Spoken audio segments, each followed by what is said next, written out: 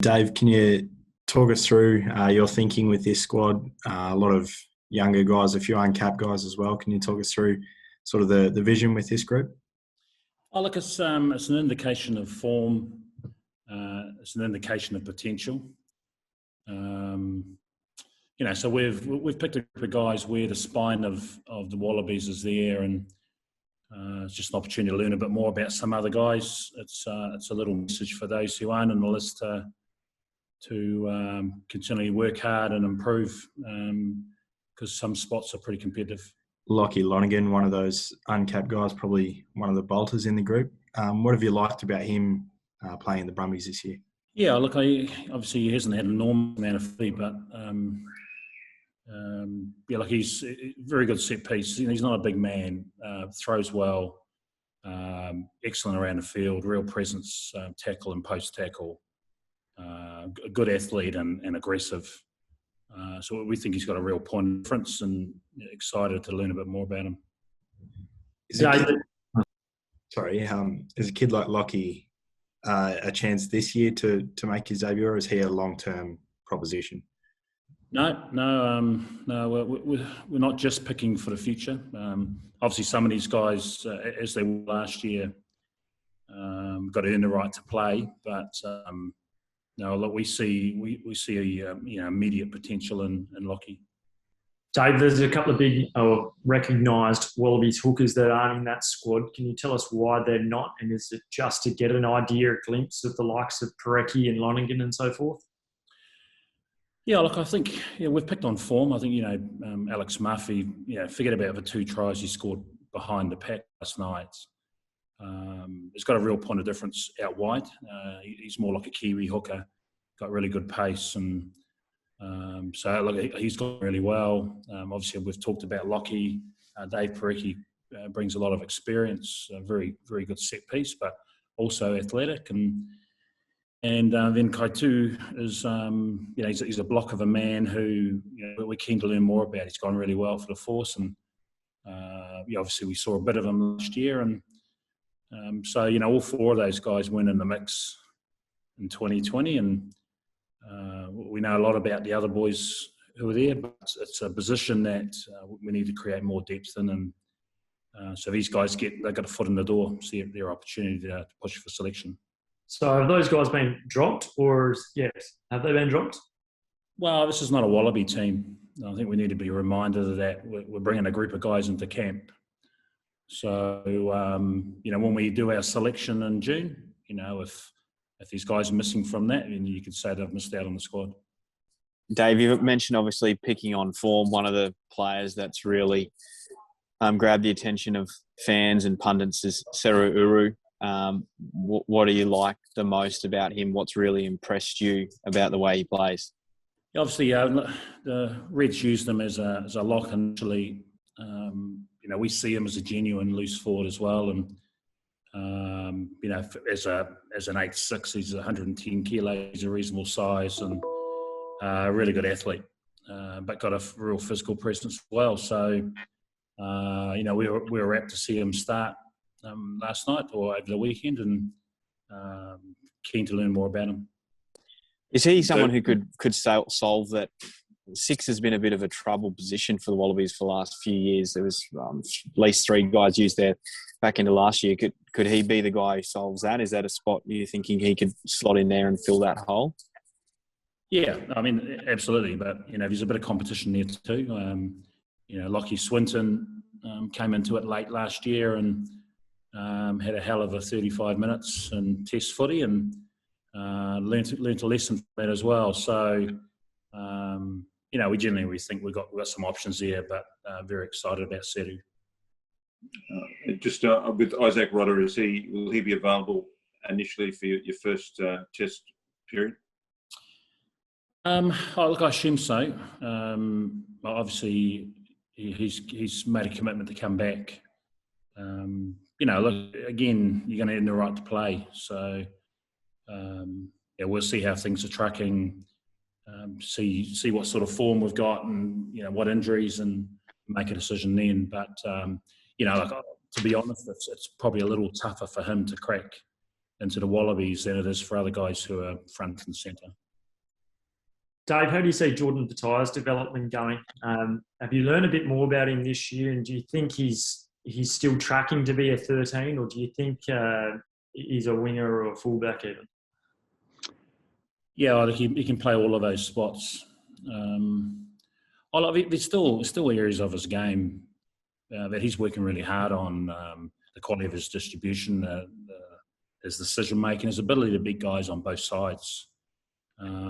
He's got a really good goosey and tends to beat people on the outside, and I think defenders have worked that out. So, but as you know, he's a phenomenal athlete and ability to create things, and so I know he's working hard on the quality of his decision making, when to offload, and so on.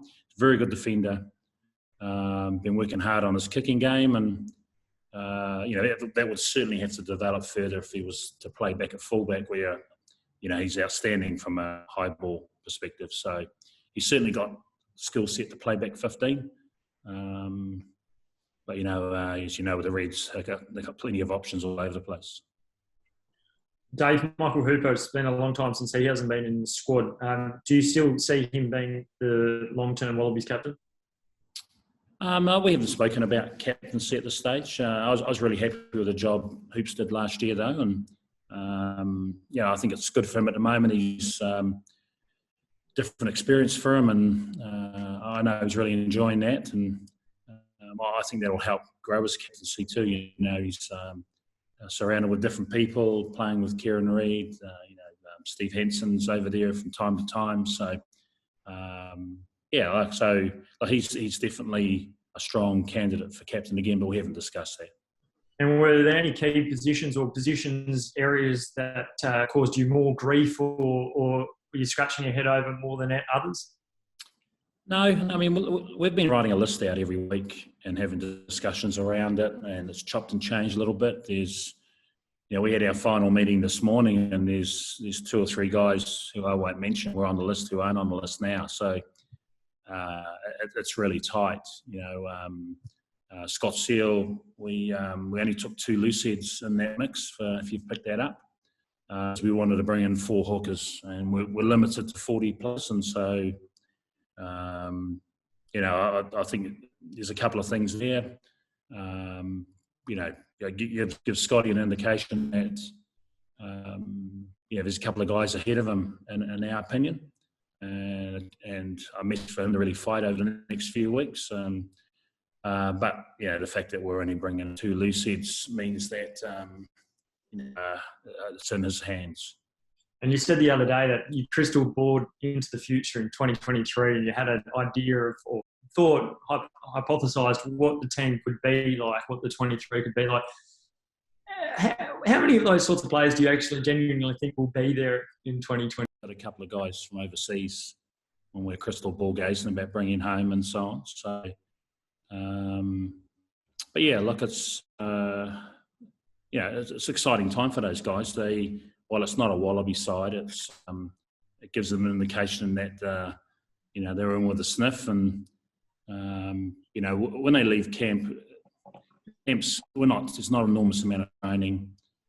We're going to do a bit of cultural work. Guys would have played the night before, so there'll be a recovery and focus where we're going to do a little bit of work around their development plans, and so they'll go away really clear on our expectations around skill development, and we'll do a lot of catch pass and foot pattern work around carry without trying to flog them. Because we don't want to send anyone home broken, and they'll all be home Tuesday night, ready to get a couple of training days in with their club. So everyone's in the same boat, I guess. Is there? Have you got that 1 or 2 players that you can anoint from overseas that you want back to fill holes? Is that still a thing this year? And have you named those, or got a couple of names you want to just tell us? The way the system works at the moment, we can still bring a couple of guys back. As I've mentioned, I'm really keen to try and get guys to come back and commit to Super Rugby, because then we can pick them, and then that's going to have a strong influence on the quality of our game here. So we're talking to a number of guys to try and get them home. And but yeah, we still reserve the right that if we got injuries and got in a bit of a hole in a certain position, we'd have the option to grab someone back from overseas. Yep. It's not our preference. In that group of 40 in 2023, how many or how do you intend to retain them? Because we already know that Korobete will go. How many others are likely to go and cause more headaches for you? Yeah, well, I guess we're not sure on those numbers. It's constantly contract negotiations going on, and so yeah. Look, well, we'd love Marika to stay. You know, he'd have to. We've talked about all sorts of scenarios of trying to keep guys here. Sabbaticals where they get to go away for a year, you know, cash in and then come back, still be able to play international rugby. Certainly there's a lot of All Blacks doing that currently and again next year, and that helps them keep their big players. So that's certainly an option. But, you know, you got to have clubs that buy into that, and you got to have the players wanting to do that as well. So, but the Japanese market's incredibly competitive and powerful at the moment. You know, so in the end, the players have got to make a decision on what's best for them and best for their families. We understand that. Ideally, we want to keep them here, you know, and hopefully the lure of the Wallaby jersey will help that. Would you consider calling him back for Wallabies duties, Korobete? Say that again? Would you consider calling him back for Wallabies duties? Look, I'm sure he'd love that. As I mentioned, we're just reluctant to have too many foreign players coming back, because I think it,